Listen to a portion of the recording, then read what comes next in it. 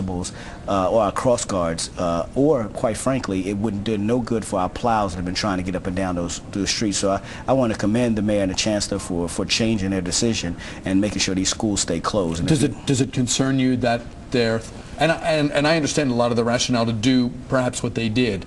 A lot of young people depend on the school meal programs, feeling that kids will be learning, that parents, if they need to be at work, they don't have child care issues at home.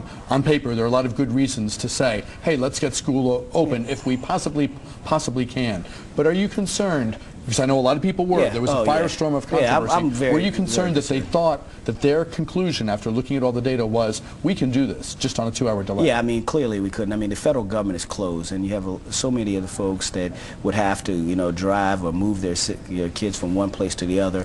It's very concerning. We just need to have an open, transparent process, and at the end of the day, we need to be compassionate about our workers, compassionate about our parents and our students. There's going to have to be taking those roads. And Friday is an off day. It's a parent-teacher day. So my question to the chancellor was, why can't we just switch Friday and Monday, which will then give an opportunity to get these streets clean and get these sidewalks clean. Lon, I know you have a comment and I want it, but I want to get to at least one of the calls because folks are stacking up, and I want to get to as many calls as we can, and we will. Line 1 first. Hello, Sherry in Northwest. Welcome. Go ahead, please. Sherry. Hello, hi. How are you? Doing great. Hi, Sherry. Go ahead. I just wanted to know if Kwame knew the status on the school closing for tomorrow, because we always seem to be the last one to know anything, and we need to know so that we can make preparations in a timely manner. I'll give him a chance to answer, but one thing I can pass along is that as we get information, we're putting it at the top and the bottom of the screen, so stay with News Channel 8 and our sister station ABC 7. The latest information that's available we have on our screen 24/7. You can find it as well on our website, news8.net and WJLA.com. Well, as a father of two small children in D.C. public schools, I understand her concern. I think and urge the mayor and the chancellor as early as possible to get this information out. If there's 10 to 12 inches coming tomorrow starting at noon, that's fundamental a problem. We want to make sure that people are just safe. Getting them in school and you know, saying that they have a place to eat, it does not trump the safety of those that are coming and going and moving, especially tomorrow. Lon, I need to bring you back in, and I will, but hold those thoughts that you have, and let me do a shout out to Arthur and Clinton. Arthur, and by the way, thanks for the first call. Arthur, you're next as we continue with the calls, but we do need to work in a break right here. We'll pause here, back with much more of our conversation right after this. Welcome back, everyone, to the Monday edition of News Talk here on News Channel 8. I'm Bruce DePuyt, alongside D.C. City Councilman Kwame Brown and Lon Anderson of AAA. We've got phones jammed with people who want to talk about this weekend's snow, the big dig going ongoing in the region right now, and of course, as we've been saying, the prospects for more snow in the days ahead. Arthur, stand by. Jessica, stand by. Tracy, stand by. We're coming to all of you, and Arthur, your call will be next. We raised a number of issues in the last segment, sure, Lon, and I wanted to give you a chance to jump in with whatever you wanted to say. Well, it seemed to me in the school decision that was made in the district, what was missing was a coordination with the buses, because as we all know, the district has a very limited school bus system. They rely heavily on Metrobus, and Metro had already announced that they were suspending almost all of their bus service.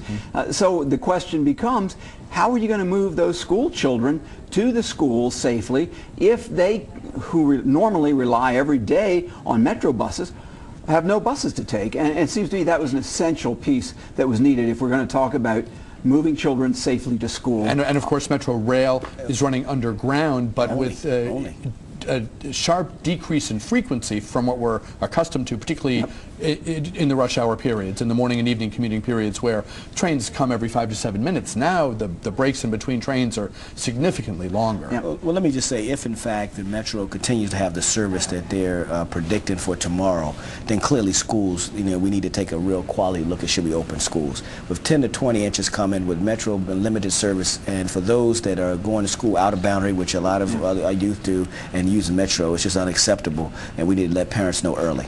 Back to the phones. We've kept Arthur and Clinton holding a while. He's on line 2. Arthur, thank you for your patience. Go right ahead, please. I'm calling because we live in Clinton, Maryland, on Mesmer Lane and Mesmer Court. We have 2 families that are handicapped, and our streets have not been touched since the snow started. So I don't know if they've forgotten or what the situation is, We've contacted DOT and everyone, and still no one has come out. Can you give me the address So again? just check in PG and see what's happening with PG County. Can you give me the information again? I'm going to be talking with the executive, and I want to be able to pass this along. What's the cross street? Mesmer Lane, 7613 Mesmer Lane in Clinton, Maryland. It's a cul-de-sac. All right. I'll tell the executive. We're going to be talking with him in a bit, and I will relay that for you. Thank you. Thank you, Arthur. Appreciate it very much. Let's go to line 3 and say hi to Jessica in Southeast. Jessica, hello to you. Hello, how are you doing? I'm doing great, thank you. Thanks I'm in Northeast Washington, as a matter of fact. Yes. My concern is the fact that my street has not been plowed. Matter of fact, none of the streets in Ward 5 have been plowed, only Trinidad Avenue, and that's a cross street for me. What amazes me is that immediately after the snow stopped, there were some, I guess, guys who were on contract, and they cleared the playground sidewalk completely. It looks good, and that's all that's been done around here.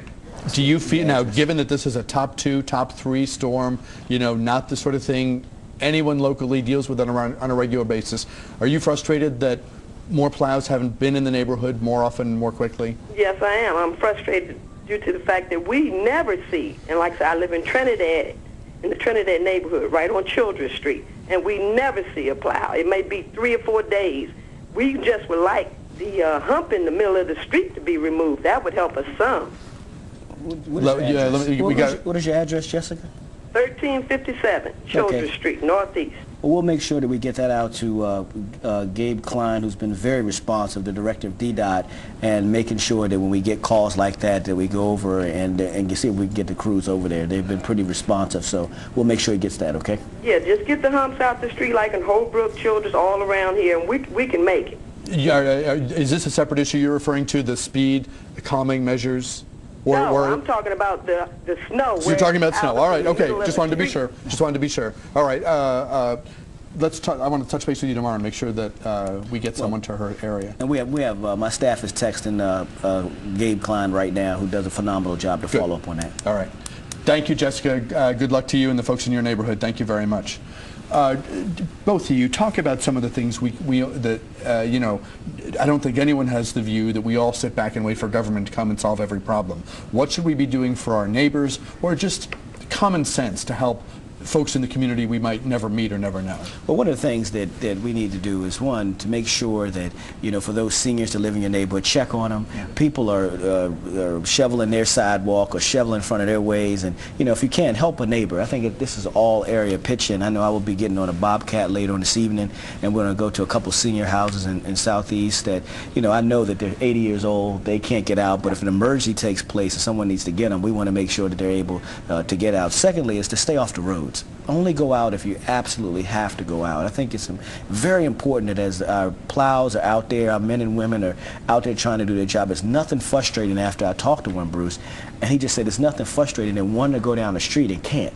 Because you sound like a AAA spokesman. I mean, they have to stay. And I know that, you know, this is D.C. We get the cabin fever. We want to go out. We want to get out of the house. We think that, man, we got this car and this vehicle is going to take place.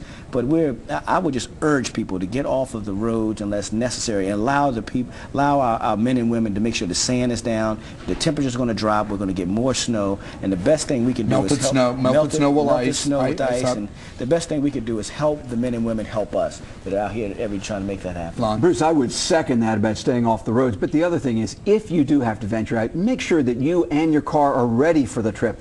I mean, you know, now's no time to be going out there if you think that your tires are a little bit bald, or you don't have all weather radials or snow tires on. Not only that, but, you know, on snow emergency routes, while we've got snow emergencies in effect, there's a big ticket waiting for you if you get stuck because you've got bad equipment. Are you guys overwhelmed right now with the number of calls? And I mean, you know, what do you do when the volume of calls is huge and you only have however many people there are? Well, what we do triage, but we haven't been overwhelmed because, frankly, so many people have chosen to stay home. We did, throughout our region, about 7,000 calls yesterday, and we had hit a record actually the day after the big snowstorm in December. I think it was December 21. We were over 12,000 calls. I mean, not just calls, but 12,000 responses in one